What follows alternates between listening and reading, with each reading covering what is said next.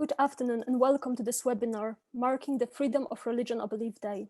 This year's session is focused on the use of sexual violence in conflict and a new initiative to address it, the Declaration of Humanity by leaders of faith and leaders of belief. My name is Evelina Ohab and I'm the Deputy Director of FoRB-related, a co-founder of the Coalition for Genocide Response. I'm joined by my colleague Anton De Piro from Stan Hill Foundation and a distinguished panel of experts that I will introduce shortly. Rape and sexual violence remain underreported and under-discussed crimes, something which needs to change both within and outside situations of conflict. Our perception of rape and sexual violence in conflict has changed over time. Rape and sexual violence used to be perceived as inevitable byproducts of war, the spoils of an invading army or successful conqueror. However, the international community now recognizes that rape and sexual violence is often used as a deliberate military strategy to demoralize an enemy. These shifts in recognition have been significant, especially as it has allowed for the prosecution of sexual violence in conflict. In accordance with this new perception, on 19 June 2008, the UN Security Council passed Resolution 1820 on the use of sexual violence in war, indicating that rape and other forms of sexual violence can constitute a war crime, a crime against humanity, and an act with respect to genocide.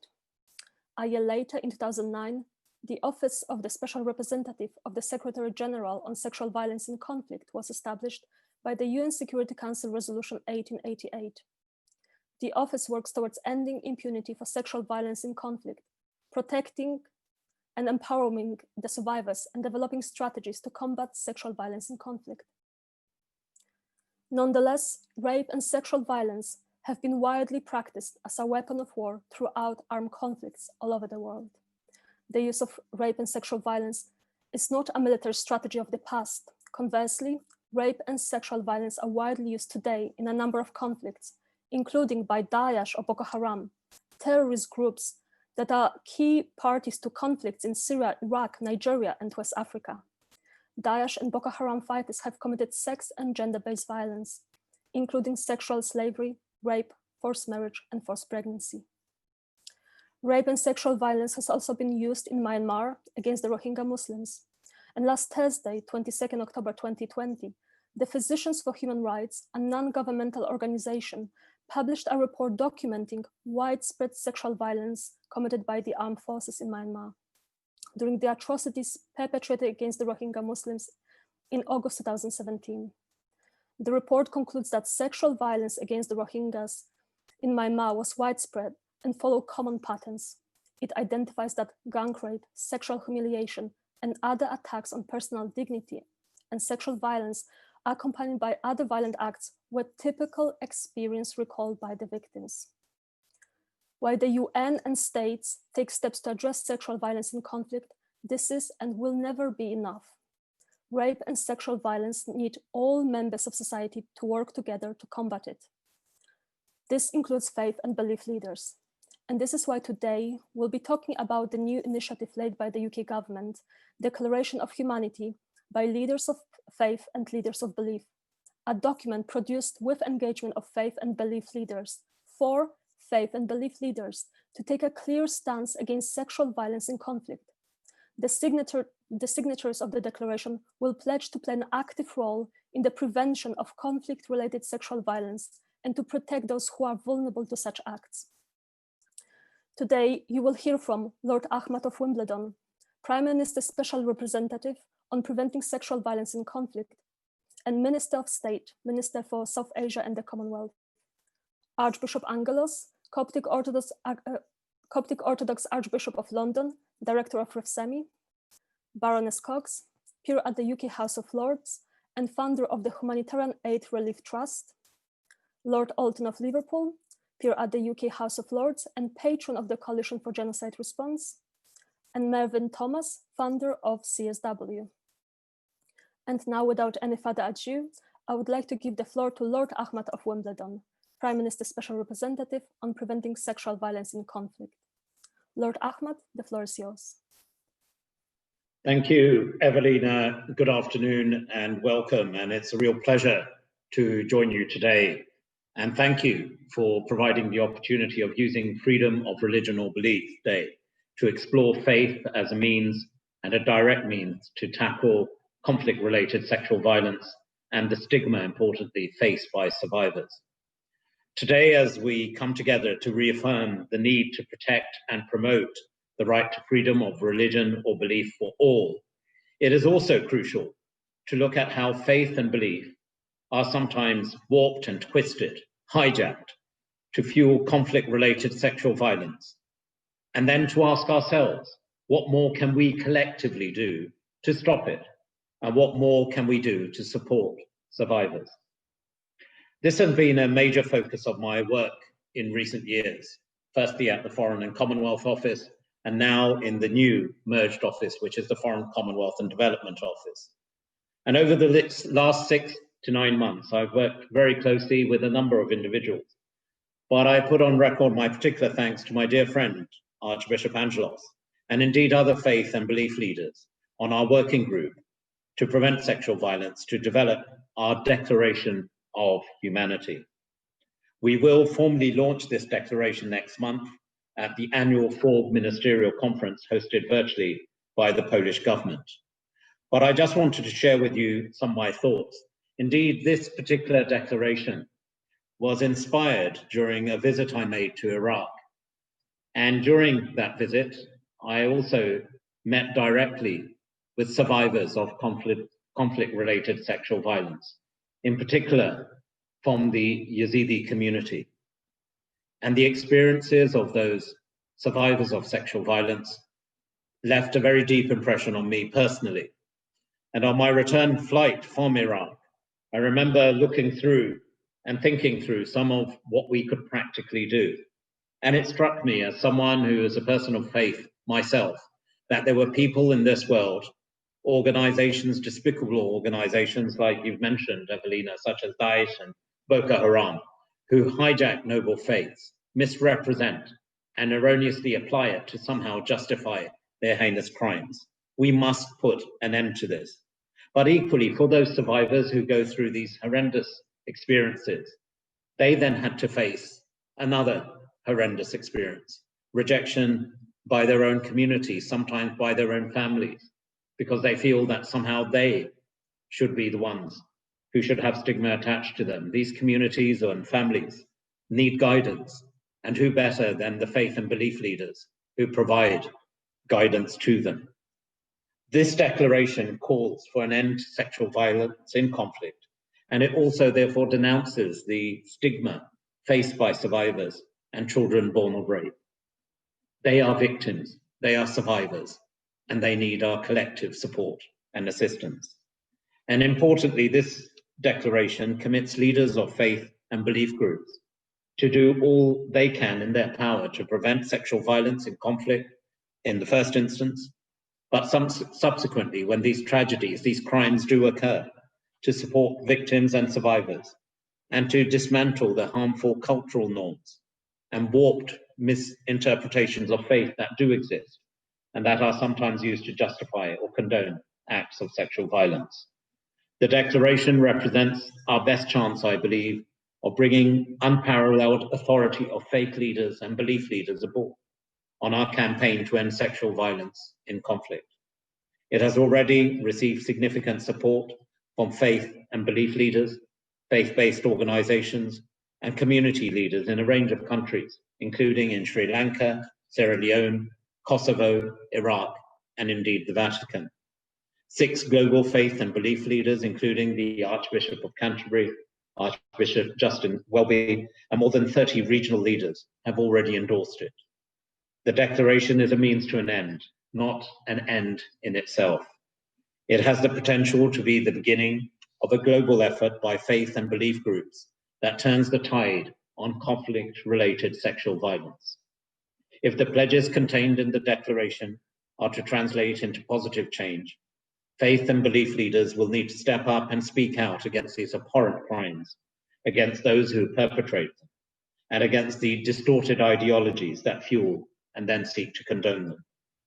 They also need to encourage their own communities to put an arm around those survivors when they need help when they're at their most vulnerable, and to dismantle the stigma they all too often have to face. And in this case, we all have a role to play to ensure this happens. We also need to get more faith leaders on board. And again, this is not something the UK government or I as a minister can achieve alone. We need a collective effort in this regard. So we greatly appreciate the help of groups such as yourselves who have endorsed the declaration, and more importantly, who have spread its message. As a minister who has responsibility for human rights for the UK government, I would like to conclude by affirming our unwavering commitment to promoting freedom of religion or belief for all and to preventing sexual violence. It is a tragic truth that women and girls from religious minorities often suffer simply why? Because of their gender or indeed their faith. This must end. And that is why freedom of religion or belief and ending sexual violence against women and girls were both core strands of our successful re-election campaign to the UN Human Rights Council. And let me assure you of this, I personally as a minister am very much invested in this. And we as a government have prioritized these issues.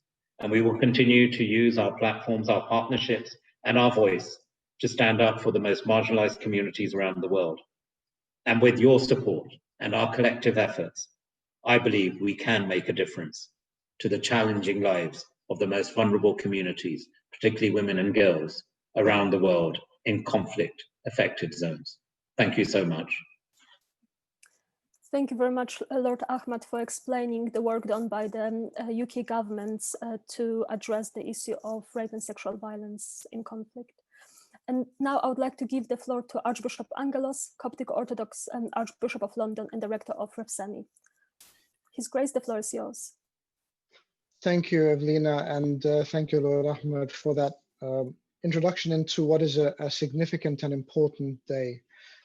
It is relevant and proper that we meet on today, the International Day of Freedom of Religion or Belief, because this is something we must all stand for.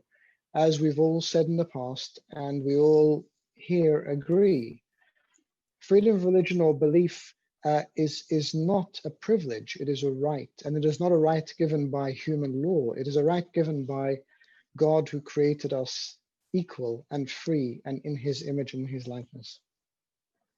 And for that reason, we gather because we have the luxury and the freedom to gather and speak. And there are so many around the world who do not.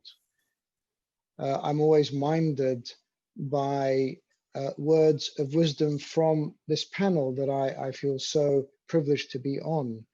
And each and every member of this panel has spoken about the importance that we have in this debate and in this cause, and the importance there is for us speaking together. Far too long have we seen siloed attempts. We've seen religious communities, policymakers, NGOs, governments, and yet, generally, we haven't reached the desired conclusion. And this time, I think it is wonderful to see that holistic approach, that collective approach, that collaborative approach that brings us together for something we all believe is true. One address I heard that I will never forget was the address made by the Cardinal of Westminster at the launch of the PSVI initiative many years back, where he said that something so beautiful as childbirth was then weaponized and used against women in such a horrific way. And it's unthinkable. It's unthinkable in the 21st century, when we are speaking about women's rights and equality, and gender equality, that we can still hear of trafficking, sex trafficking. We can still hear of women and children being sold into slavery and then being abused in this abhorrent way. I come to you, of course, unlike the esteemed panel, not in any particular capacity, except that I'm a a minister of religion. And regardless of what we are told over and over by some, the countries we are speaking of, in the parts of the world we are speaking of, hold religious leaders with a particular respect, and they have a particular legitimacy with which they speak. It's not about us receiving honor. It's not about us receiving respect. It is about using that to give a credible message that people will listen to. It's about presenting this cause and saying this is about our mothers, our sisters, our daughters, and this cannot be accepted. It's about us realizing that those women who have already suffered so greatly cannot, as Lord Ahmad reminded us, cannot then suffer dually, sometimes at the hands of their own communities because of rejection. They have seen enough. They have suffered enough. Their lives have been changed enough. And if we don't speak for them, who will? If we don't think that what happened to them is unthinkable, if we think that they still deserve a secondary punishment or alienation, then who will speak for them? When we established our Office for Advocacy called Refsemi, and Refsemi is the Coptic word for advocate. And the reason I thought about using this word is because over 1,000 years ago, there was an attempt to eradicate the Coptic language and Coptic culture. And yet, here we are using a Coptic word to advocate not only for Coptic Christians or people of faith, but for everyone. And that is the resilience that we have as faith communities. We stand for the truth, and so we must speak the truth. Once again, I feel so honored and privileged to work alongside parliamentarians like Lord Alton and Baroness Cox, ministers, Lord Ahmed, founders and champions of NGOs like Mervyn, advocates like Evelina, and so many more people. And we have an incredible resource in the people who rally together, but we can only do this together. And today, as we mark this day, I pray that it's just not another day, not another hashtag, not another tweet or another post. Because while we are tweeting and posting and speaking and making speeches, people are dying. Women are being demonized and marginalized. Children, young girls, are having their lives changed forever. And at this time, I pray that we can stand together. We can be defiant. We can use the legitimacy that we have in whatever role God places us in to bring that together, to work together, to speak together, to sometimes even shout together, but to be hope for those who have no hope, and to be a life source for those who think that life has turned its back on them. Thank you. Thank you very much, Sayedna. Thank you for reminding us about the importance of joint action and the importance for speaking for others. And now I would like to give the floor to Baroness Cox. Baroness Cox, the floor is yours. Thank you very much for the great privilege of sharing this time with you for people who have unbounded respect. I want to focus on Nigeria, Unfolding Genocide ? Which was the title of the report brought out by the All-Party Parliamentary Group for Freedom of Religion and Belief. Now, there are many, many countries suffering from the horrors of female abuse, of rape, and so on, and many have been mentioned already. But I just want to focus on one and just give one or two examples of the horrors of what can be going on while we sit here in freedom today. So I'm focusing on Nigeria, as if we could, and you will, I'm sure, talk about many other countries. If I can have the next slide, please. The statistics in general And just a reminder, since 2020, Boko Haram have killed 43,000 people. The Islamist Fulani, 19,000. Sorry, that's since 2015. Since 2015, 12,000 Christians being killed. So I do apologize, it's the wrong way around. Please reverse the dates. It was done at midnight. In January to June this year, in southern Kaduna this year, 300 Christians have been massacred. In May this year, 350 Igbo villages have been occupied by Fulani herders and Shua Arab mercenaries. The numbers are huge, but alongside the killings and alongside the burning of churches, there are thousands of cases of rape. I've spoken to many of those who've suffered the destruction, the assaults, and the rape. One of the factors is the burning of churches. Next slide, please. And this is just one of the burnt churches we visited. Again, I could show you many, many, many photos like that. And this is not a side product of war. This is a deliberate targeting, a deliberate destruction.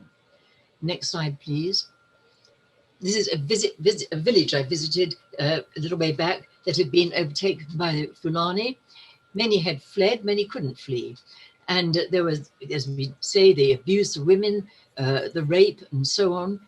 And this brave pastor has stayed back to look at those who couldn't find anywhere else to go. Next slide, please. But this is the remains of the pastor's home. And in that very house, he was murdered and slaughtered as they shouted at him, you know, what they do, Allah Akbar, and slaughtered him in that home. And it's very humbling to stand in the home of a modern day martyr. And I've had that very poignant privilege in many countries, including Syria and Armenia and many other places. Very humbling, but these are today's martyrs. And along with this goes the rape. Next slide, please. One of the suffering so much for the women is the destruction of everything they have. They lose their homes, their shops, everything. That's the loss of their livelihoods, which is devastating. Next slide, please. But they also suffer the, well, unspeakable, unbelievable atrocities. I met this lovely young mother, and she tried to flee when her village was surrounded by the Fulani. But she went into a group of other Fulani who were surrounding the village. They surrounded her and her little 6-year-old daughter. They slashed her with a machete. I saw the scars. And then they said, your little daughter would like to suck her mother's finger. So they cut off her finger, and there you see the amputated finger stump. She passed out, and when she came round, her little girl, 6-year-old daughter, was lying dead by her side with her mother's finger in her mouth. Next slide, please. And all one can really do in those situations is just to weep and love and share and be together and to pray. And I'm afraid that it's been my very, very harrowing privilege to be in a similar situation with so many, many women who suffered this kind of abuse. There's a lady's picture I have not got on this PowerPoint, but in the same village I met, and they first of all cut off her left arm, and then she tried to put her arm up to protect her face, as they were going to slash her face, and all her fingers fell down in front of her. And she has nothing to work, because she's got no hand on one side, no fingers on the other. She is left utterly dependent. Now, if you read any of our reports, you'd read hundreds of these stories of abuse of women. And again, the examples of rape, which obviously we can't show pictures of that, but we hear a lot of testimonies of those horrendous situations. Next slide, please. Another example of the suffering of women in these places here in Nigeria, in a village called Kalam. This is the grave of the men who've been murdered. Of course, that leaves the women absolutely, they're widows, or they've lost their sons, they've lost their fathers, they've lost their husbands, and they've lost their livelihoods very often. So women suffer directly through sexual assault and rape, but they also suffer through the perpetrating of massacres and murders of their husbands, fathers, and sons. And this was a mass grave where it was our privilege to pay our respect. And I'm not going to go on for too long, because there are many, many things to be said by other people, which are very, very important. But I'll just finish with a message, if I may. And this is a message, a very challenging message. Next slide, please. From the Anglican Archbishop for Jos, Archbishop Ben Kwashi. And it's a challenge perhaps for all of us. If we have a faith worth living for, it is a faith worth dying for. Don't you, that's us, compromise the faith that we, that's they, are living and dying for. as we've heard and we will hear this afternoon, there are so many thousands around the world who are dying for their faith. And it is our responsibility to make sure that they have the support and the help and the voices that they need, and we don't compromise or betray them or let them down, as they are holding their front lines of faith. And there are others beside Christians as well. They're holding their front lines of faith, which they are dying for. And so it's wonderful to be able to share the pain and the passion this afternoon with such a very prestigious panel for whom I have profound respect. Thank you so much. Thank you very much, Baroness Cox. Thank you very much for explaining the situation in Nigeria and for reminding us that Boko Haram is not the only perpetrator there, and we have to keep it in mind in any kind of actions that we are working on. And now I would like to give the floor to Lord Alton of Liverpool. Lord Alton, the floor is yours. Thank you, Evelina.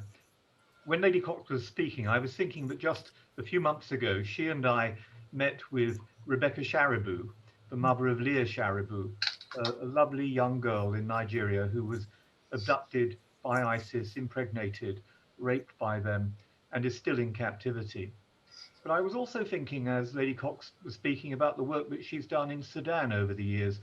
And like her, I was privileged to visit South Sudan during the period of the civil war, and I met people who had suffered terribly as a consequence of the brutality of those who were trying to impose their beliefs on the people of South Sudan. But I also went to Darfur, and it's a place where 300,000 people died during the genocide. Some 2 million people were displaced because the religion that they were following, it was the Muslim faith, it was the Muslim communities, but it wasn't acceptable to the people in Khartoum who said it was the wrong kind of Islam. And as Lord Ahmed said earlier on, it is intolerable that noble religions are misused and appropriated and terrible things done in their name.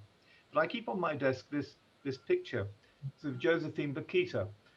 She was sold into slavery as a child. She was born in Darfur in the 19th century, died in 1947. And Josephine Bakita is the patron saint of Sudan today. So people can come through their terrible experiences and their lives can give us great meaning in the future. And we must hold in our hearts and minds those who suffer on this almost daily basis. Just a week ago, I was in conversation with Lord Ahmed about the situation in Pakistan.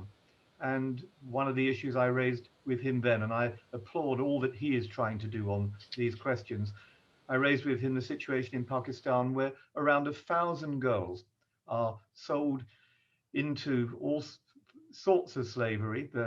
They're abducted, they're forcibly converted and raped. 1,000 girls from Christian and Hindu backgrounds. This is really, really shocking to hear about, and some of the stories we've heard have been absolutely appalling. But if I may, I'm going to concentrate my brief remarks on what I heard and saw during a visit to northern Iraq, which Lord Ahmed referred to in his remarks as well. I was there a few months ago. But it's 6 years ago, on the 3rd of August 2014, that Daesh, also known as the Islamic State or ISIS, launched a violent attack against Yazidis in Sinjar in Iraq. Daesh fighters killed hundreds, if not thousands of men. As part of the same campaign, they abducted boys to turn them into child soldiers and women and girls for sex slavery. During my visit, I heard first-hand accounts of the horrors inflicted on this peaceable ancient community.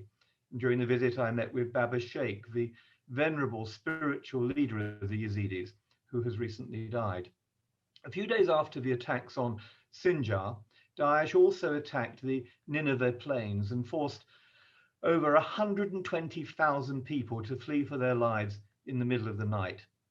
The abducted women and girls have been subjected to rape and sexual violence, forced marriages, forced labor, forced abortions, and much, much more. As Nadia Murad, whom I've met, testified to the United Nations in 2015, and I wish to quote her own words, as I don't think paraphrasing will do them justice. She said this: "The Islamic State didn't come to kill the women and girls, but to use us as spoils of war, as objects to be sold with little or to be gifted for free. Their cruelty was not merely opportunistic. The IS soldiers came with a pre-established policy to commit such crimes. The one who took me asked me to convert. I did not. He then one day asked me for marriage. I told him I'm sick. Most of the captive women there had their menstrual periods due to the fears. Then he one day forced me to dress for him and put on makeup. I did. And in that black night, he did it. He forced me to serve his militant squad. He insulted me by forcing me to dress improperly. And I was unable to bear more rape and torture. I decided to escape, but I failed and I was captured by the guards. That night, he beat me up, forced to undress and put me in a room with 6 militants. They committed their crimes against my body until I became unconscious. After 3 months of abduction, finally, I was able to escape."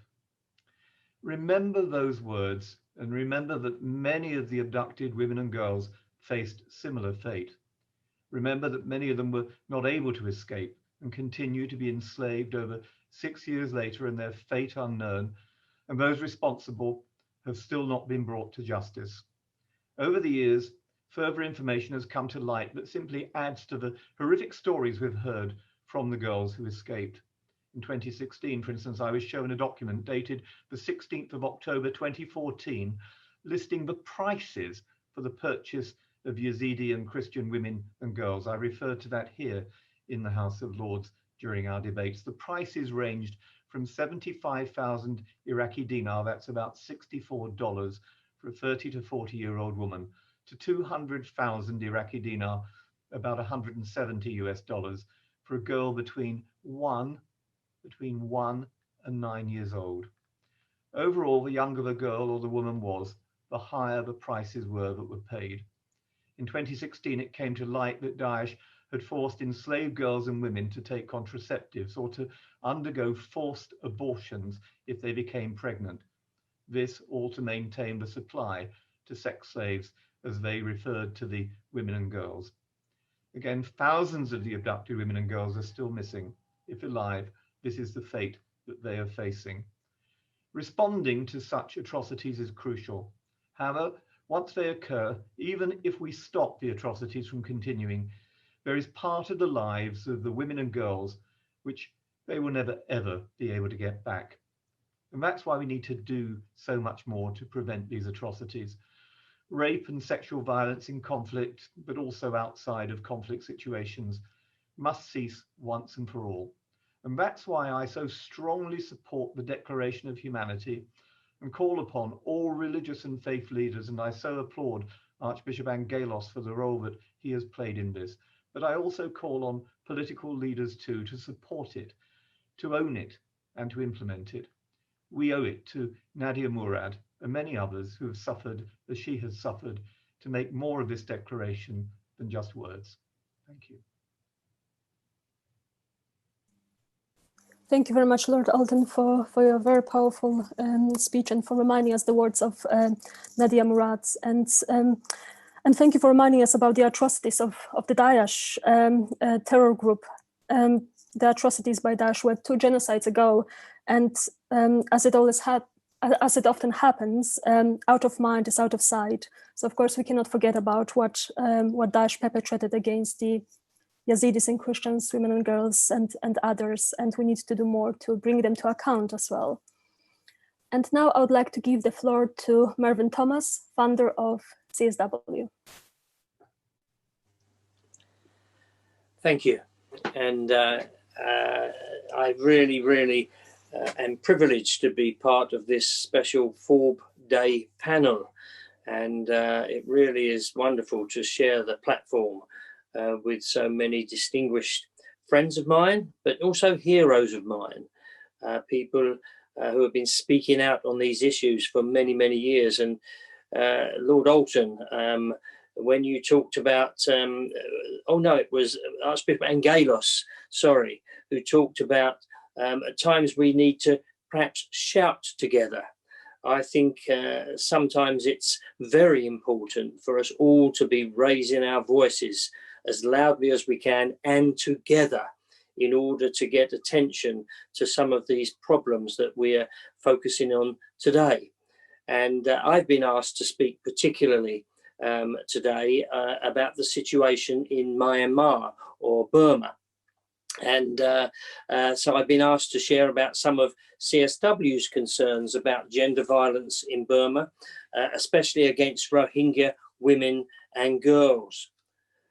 For over half a century, Myanmar has been ruled by a succession of military regimes which have consistently committed grave violations of human rights. It's also endured over 60 years of civil war between the military and many of the ethnic nationalities who seek autonomy and federalism. In 2015, hopes were raised when a new civilian government was democratically elected, and the leader of the country's democracy movement, Aung San Suu Kyi, a Nobel Peace Prize laureate who spent 15 years cumulatively under house arrest, became the de facto head of government. However, after just under 5 years in office, sadly, we continue to see repression and human rights violations. We believe we have witnessed evidence of both genocide and crimes against humanity.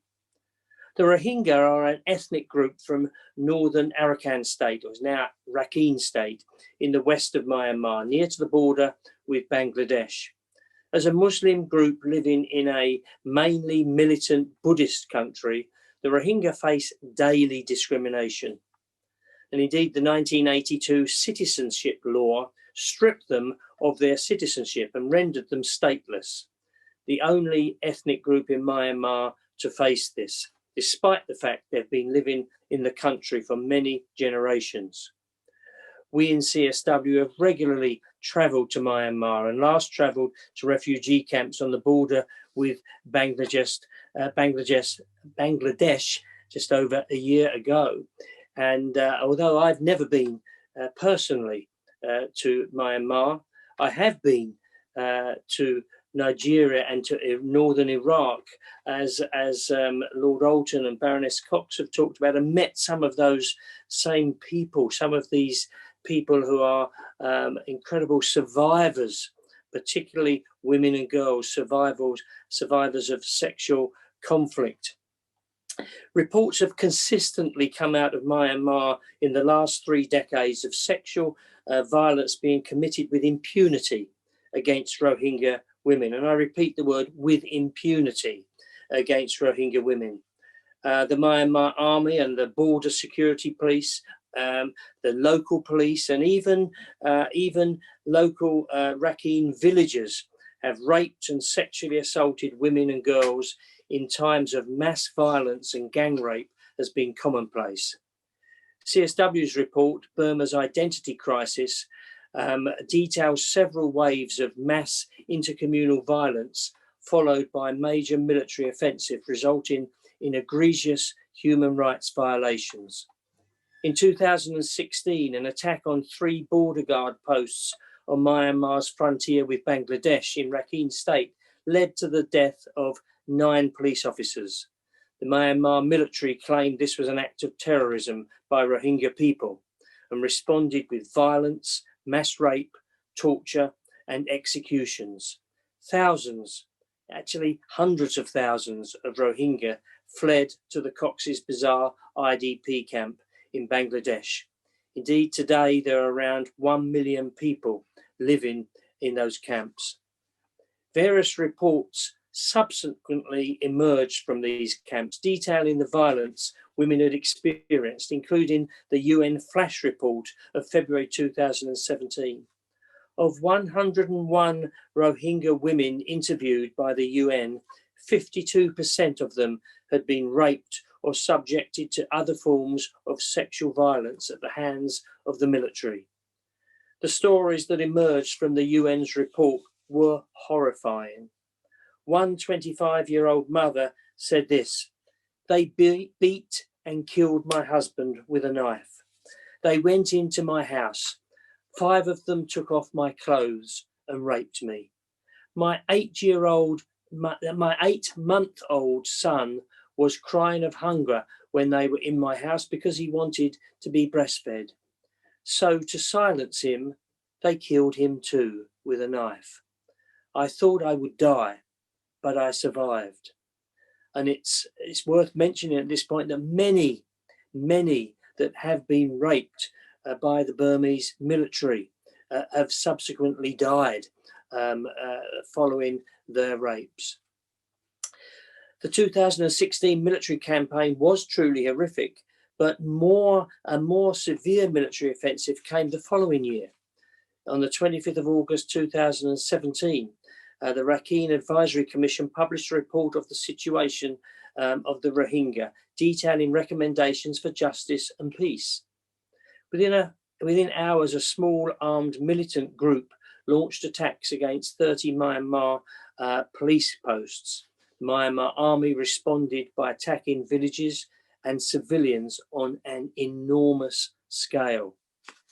CSW's research found that accounts of mass rape and other forms of sexual violence by the Myanmar military were widespread.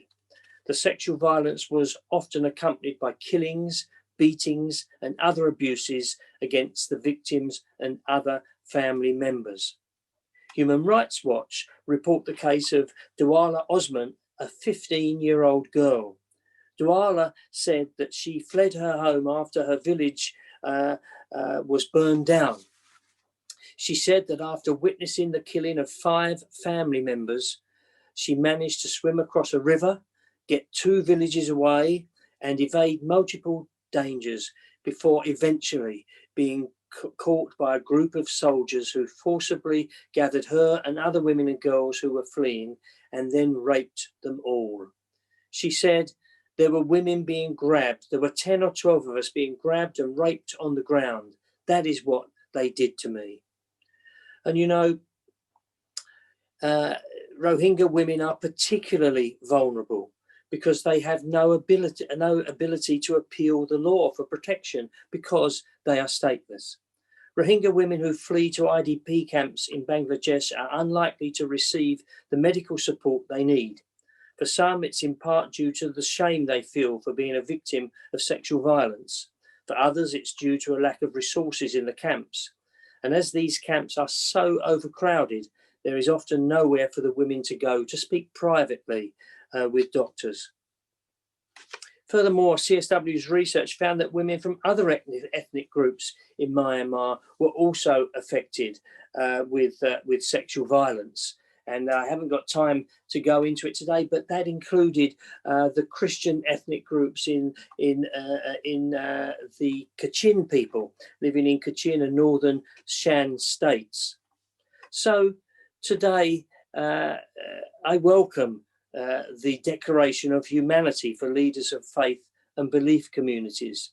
And you know, Lord Alton, as he spoke about being in northern Iraq, I remember when I visited northern Iraq just after Mosul had been liberated. The week after, I was in Mosul and I met a young lady, and she told me that she had been taken. She was a Christian lady. She'd been taken by Daesh, and she had been sold into slavery 22 times in the previous 3 years. She had been owned by 22 different men. At one point, she had been tied to a lamppost with a for sale sign on her, and the men would come by lifting her clothing to inspect what they might purchase.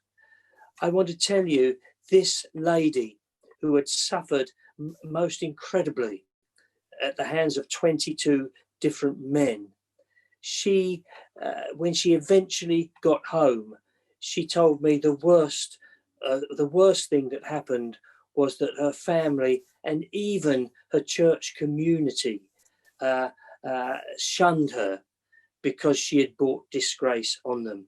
Faith leaders have a place to play, both before in preventing sexual violence, but also afterwards in the rehabilitation of those victims.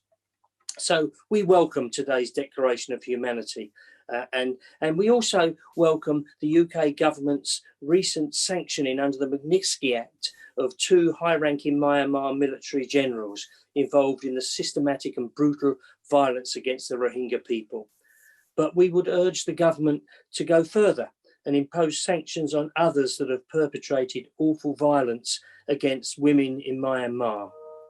In an article for The Guardian, Jan Figel, former EU Special Envoy for FoRB, together with CSW's Ben Rogers, wrote this: "Ending impunity is essential because history shows that if those who perpetrate crimes against humanity get away with it, they or others will take it as a signal that they can repeat the same crimes. It's vital that the international community and the UK government and all of us together seek accountability for the perpetrators of war crimes, crimes against humanity and genocide." Thank you. Thank you very much, Mervyn. Thank you very much for reminding us about the situation in Myanmar and explaining the need for accountability as well. And because everyone was really great with keeping to the prescribed time, we have some time for questions. I will now move to the question in relation from Alessandro from CSW in relation to abductions, forced conversions, and forced marriages of religious minority women and girls. And Alessandro mentioned that NGOs working with the EU are recommending that the EU will adopt text that includes abduction, rape, and forced marriage rather than much narrower wording. And indeed, Lord Alton has been working on the topic of abductions, forced conversions, and forced marriages. And together with the APPG on Pakistani minorities, Lord Alton will be working on a report on this topic. And if Lord Alton could just maybe very briefly mention some of the work that the APPG on Pakistani minorities has been doing over the recent weeks. Thank you, Evelina. I did refer to this actually in my preliminary remarks earlier on, but let me return to it now just briefly in answer to this question. The reason why the All-Party Parliamentary Group decided it wanted to concentrate on this question is that some of us made a visit to Pakistan about 18 months ago, and we met with civil society groups and we talked to people living in the so-called colonies. These are slum areas where there's no running water, no electricity. These are people often who come from so-called untouchable Dalit backgrounds, even pre-partition, the partition of India and Pakistan. And so these are the lowest of the low. Many of them come from Christian religious backgrounds, and they're treated quite despicably. And one of the things that they've found has affected them in the worst possible ways have been the theft of their girls. Some of their girls have been literally sold into China as a result of the one-child policy there, because there have been a shortage of girls. There's a disparity now of about 30 million more males than there are females in China as a result of coercive population control. And as a consequence, this has made girls in Pakistan very vulnerable to trafficking rings. And of course, the groups that they can most easily prey on are young girls from Hindu and Christian backgrounds. And so we've been taking up the need to enforce some of the laws in Pakistan that already are on the statute books. And there's a very courageous, wonderful Muslim barrister, Ambreen Qureshi, whom featured in a similar webinar to this a few weeks ago, where she has been talking about how the existing laws, if properly enforced, could safeguard and protect young girls from this fate. Upholding things like the age at which someone can marry, proving the documentation, showing that they've been abducted, all of these things, they're difficult to do when you have a lynch mob who turn up at the court. So maybe trying to get cases held in camera at the very highest levels of the Pakistan judiciary. I met the Chief Justice and members of their Supreme Court, and I'm hugely impressed by their integrity and their independence. I can't say the same about the lower courts or about policemen on the ground, and we've seen terrible things happening. Similarly, the Ahmadi community in Pakistan has suffered grievously, and the All-Party Parliamentary Group on Ahmadis issued a report just a few weeks ago, which Lord Ahmed and I both spoke at the launch of that. And if some of those taking part in the webinar today are interested, they can go to the websites of both the All-Party Parliamentary Group on Pakistan Minorities and the All-Party Parliamentary Group on Ahmadis, as well as the All-Party Group on Freedom of Religion or Belief, all of which demonstrates that there are parliamentarians across political backgrounds, both in the House of Commons and the House of Lords, working with one another to try and exert the appropriate pressure. All of this, of course, is rooted in Article 18 of the Universal Declaration of Human Rights, the right to believe, not to believe, or to change your belief. And yet, as we've been hearing throughout the whole of this webinar, that is a right that is only honoured in the breach. Thank you very much, Lord Alden, for the explanation. And because Mervyn also mentioned the Magnitsky sanctions, I wanted to refer to the question by Rebecca Tinsley, which is exactly in relation to sanctions.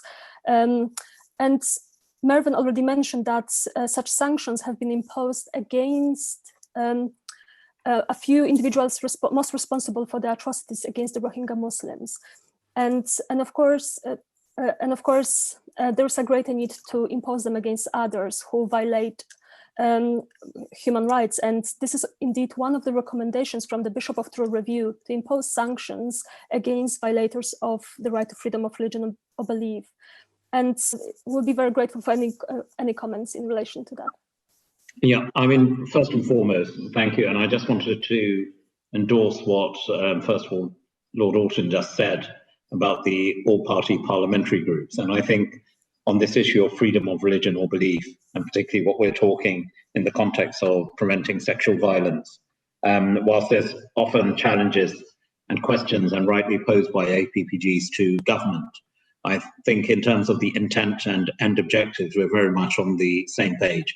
I'm extremely grateful for the support that we get from all three APPGs that Lord Alton mentioned on this issue. Turning specifically, Evelina, on the issue of sanctions, you're quite right. In the first batch of the global human rights sanction regime, which were launched, we included several people from Myanmar, and in particular, leading names from the military of Myanmar, who were instrumental in the atrocities that Mervyn also talked about, inflicted on the Rohingya community, in particular in Rakhine State in Myanmar. And anyone who's visited Cox's Bazar in Bangladesh and was acknowledging the incredible role the Bangladeshi government has played in that respect, I think it's heart-rending, it's shocking. I've been to many a refugee camp. What I saw in the Rohingya refugee camps was probably the worst suffering of humanity I've personally witnessed. And in that regard, coming on to the issue of sanctions, whilst you can appreciate I can't speculate or indeed divulge particular details on future sanctions, the whole idea of the global human rights sanction regime, it's something that I've personally been invested in for a long period of time. And also, we're remiss of me not to mention the Foreign Secretary directly, Dominic Raab, who for many years has campaigned on this issue. And certainly bringing this to life and to reality was a personal priority for him. And I'm delighted it has come to the fore. And we will be working very closely with other key partners in ensuring that these sanctions apply in a manner which then not only limits the movement and the financing, but sends a very strong signal to those abusers of human rights across the piece, whether it's on freedom of religion, on gender-based violence, on issues of attacking the media and journalists, that there is a collective here. And we will work to prevent people's movements. We will prevent people profiteering from human slavery and human trafficking. And in that regard, I think this provides us a tool, and a really effective tool, to do just that. So whilst not talking about what may happen in the future, certainly the intent behind the global human rights sanction regime, the Magnitsky sanctions as they're sometimes termed, is to ensure that anyone who is an abuser of human rights should be vigilant to that their actions will not go unpunished and unnoticed. Thank you very much, Lord Ahmad. And there was also a question in relation to what else can we do, because of course sanctions are not necessarily appropriate in relation to all kinds of individuals responsible for mass atrocities. And here the question mentions Boko Haram, but I guess that will apply also to Daesh. And the UK, well, the FCDO accepted the recommendation from the Bishop of Truro Review, asking to for the FCDO to play an important role in bringing Daesh to justice, or bringing perpetrators of sexual violence to justice. And of course, prosecutions would be one way forward. And some years ago, there was this new initiative by a number of countries, and the UK, of course, was involved, to establish some kind of ad hoc tribunal to prosecute Daesh. Have there been any kind of developments in relation to that initiative? Yeah, first of all, and again, I pay tribute, as others have, to David Alton, to Lord Alton, in terms of the work. He's been a long-term propagator of such tribunals, both regionally and locally. There's two elements, I would say, on this specific issue of Daesh, particularly in Iraq. The United Kingdom and the current Prime Minister, then Foreign Secretary, was instrumental in setting up the accountability body through the UN. And the first step in that regard was on the collection of evidence, and to collect evidence in a manner which would then allow for a successful prosecution. And Karim Khan, who heads that up for the UN, has been someone who has been receiving direct support from ourselves as well as other member states in ensuring that the evidence gathering process can begin, and that evidence can be gathered in a manner which will then allow for the successful prosecutions we all want to see of the perpetrators of these horrendous crimes. So yes, the process has started. However, as we all know, that the issue of sexual violence in conflict, as the conflict in the Balkans demonstrated in other parts of the world as well, justice can be a long time coming. And in the intervening period, we need to ensure that survivors of such crimes are also supported. And that's why, for example, the United Kingdom has also extended support to people such as Dennis Mukwege, who does an incredible job in the DRC and has set up an international fund for survivors. So as survivors await justice, which can sometimes take a long time, particularly through international courts, that whilst we're looking to sustain and develop evidence gathering procedures, we also provide support through financing, allowing them to rebuild their lives. And just on the issue of evidence, if I may, we're again working, Nadia Murad was mentioned. Anyone who's met Nadia, inspirational.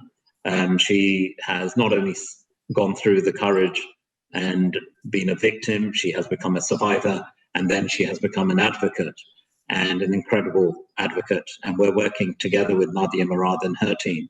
And as some of your people joining, or some of the people rather joining us on the webinar today may know, the UK has also launched the Draft Murad initiative, which is very much, it's called the Murad Code, which is about ensuring that whether you're an NGO, whether you're a government, and you're in the process of collecting evidence in a conflict-affected zone, you will be able to adhere to a set of criteria which allows for proper training, to allow for the evidence to be collected in a way which will eventually allow for successful prosecution. And it is, again, shocking to know, I know from my own insights, and others may share their experiences. Caroline was talking, Baroness Cox was talking about meeting survivors. I've certainly met on one occasion one survivor who had to recount her testimony 27 times, yet had not reached a sufficient threshold to eventually allow for successful prosecution. So I think the Murad Code allows us to make, again, substantial progress in that direction, but in the interim, working and supporting people like Dennis Mukwege through the Survivors Fund will also help others to provide support to survivors. And I would implore others to join those particular initiatives and sign up to them. Thank you very much for that.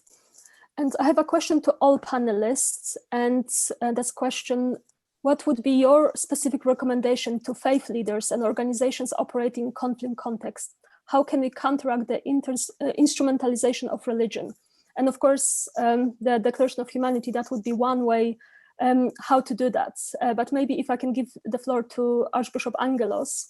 Of course, Archbishop Angelos has been one of the individuals working on the Declaration of Humanity. And as a religious leader, he's also supporting this important initiative.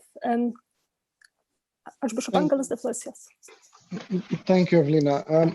I think, as everyone has said on this panel, I wholeheartedly support this Declaration of Humanity, because as religious leaders, we need to see that it is our role to lead.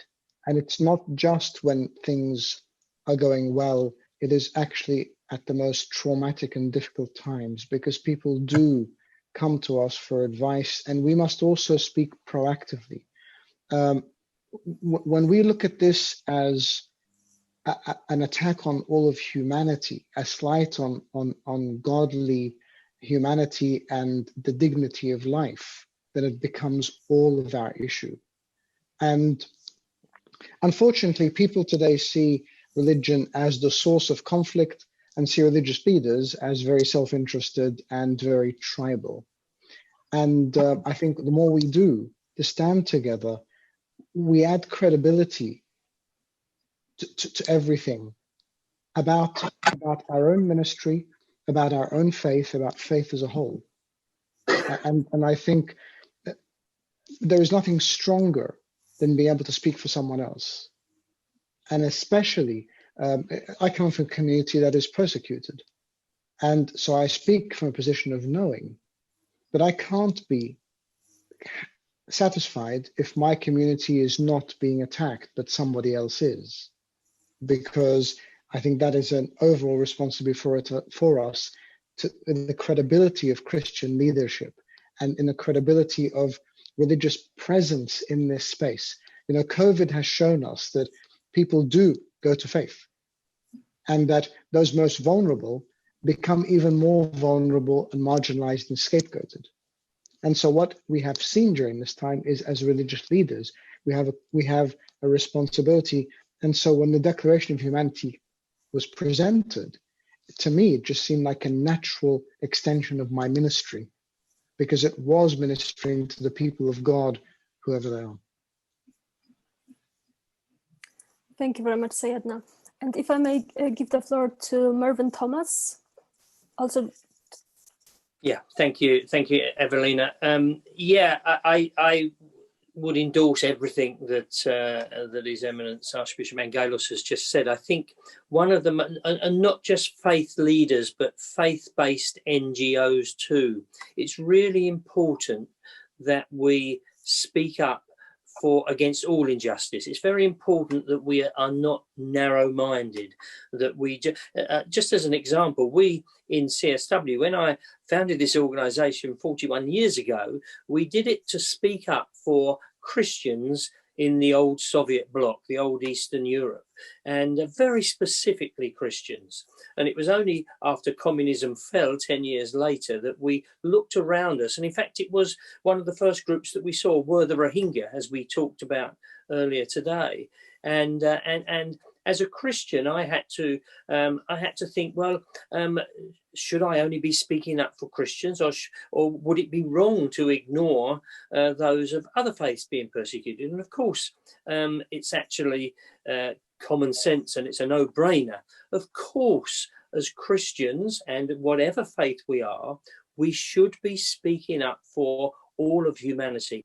Article 18 says that everyone has the right, and not just to choose their religion and to practice their religion, but also to change their religion. So we need, as faith-based NGOs, as well as faith leaders, we need to be speaking up for everybody who's caught up in injustice because of their freedom, or because of their belief, or because of their faith. The second thing I would say on it is, and I sort of alluded to this slightly in my talk, in that I do think there is a role in the aftermath, particularly of sexual violence.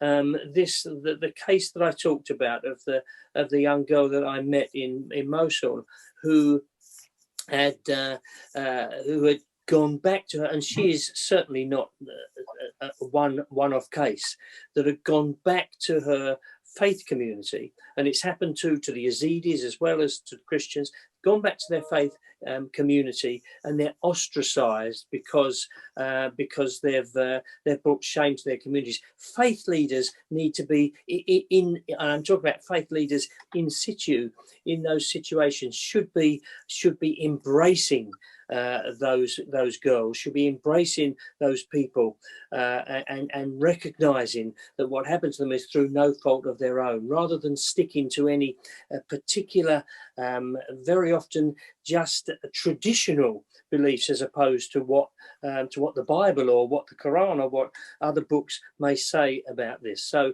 faith leaders and faith NGOs should be speaking up together on these issues.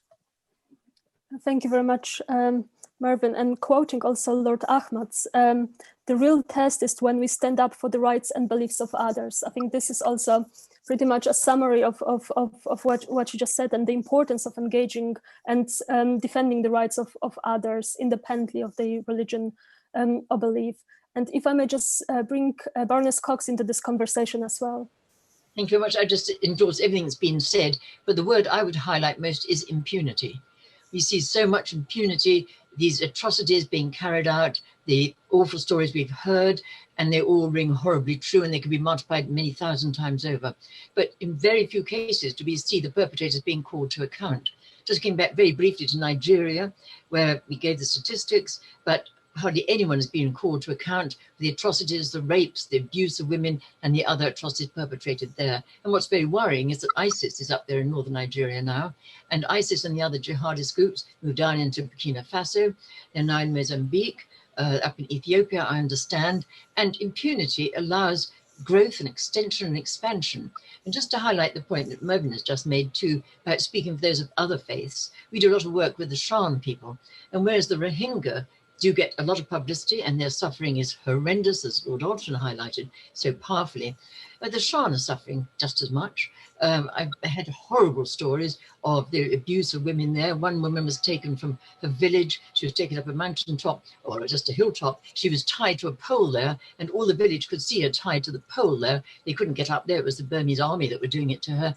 They removed her regularly to rape her and abuse her horrendously.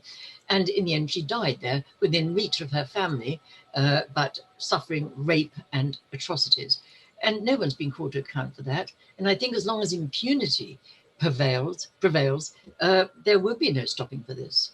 So we can talk, we can say the powerful messages we need to say as faith leaders, but something's got to happen to stop the perpetration of the rape, the sexual abuse, and the atrocities. So my word I would highlight is to end impunity and call people to account. Thank you. Thank you very much, Baroness Cox.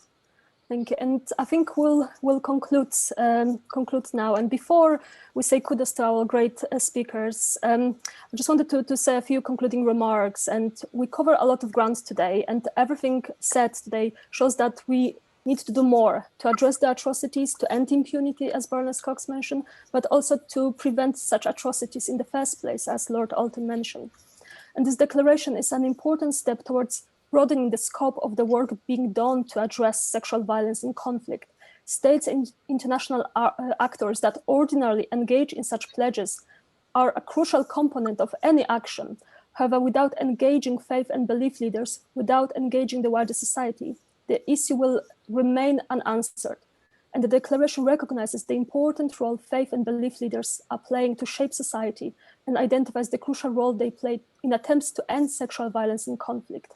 And I can only hope that once launched, the declaration will gain support from faith and belief leaders from around the world and engage all levels of society. And I would like to say a big kudos to all our speakers. Thank you very much for taking your time, and thank you very much for being passionate advocates on behalf of those who cannot speak up, or on behalf of the voiceless individuals persecuted for their religion or belief. Thank you very much to all attendees for taking the time to join us, and I'm sure I'll be in touch with information about further events in the future. Thank you very much.